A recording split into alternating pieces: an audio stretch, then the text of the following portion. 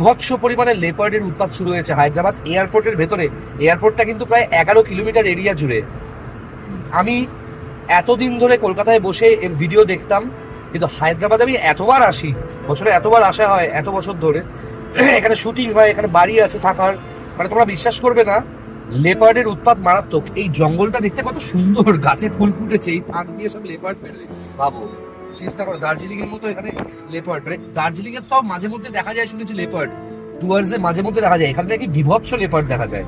যাই হোক, এয়ারপোর্টের ঢোকার মুখে চলে এসেছি আমরা, একবার দেখে দিই এখানে ডিপিএস এরো city, Novotel, Srisailam, GMR area. আমাকে একটু জিজ্ঞেস করতে হবে ওখানে ঢুকে, গিয়ার থেকে নামাই, আমাকে একটু জিজ্ঞেস করতে হবে ওখানে গিয়ে যে কি করে পার্কিং। আমি চিরকাল অ্যারাইভালে চলে যাই, গাড়ি নিয়ে ঢুকে যাই, কিন্তু এবার পার্কিংটা আমাকে একটুখানি বিবেচনা করে দেখতে হবে কোথায়। এই বাঁ দিকটা কি যাচ্ছে, বাঁ দিকটা তো না, ঠিক আছে।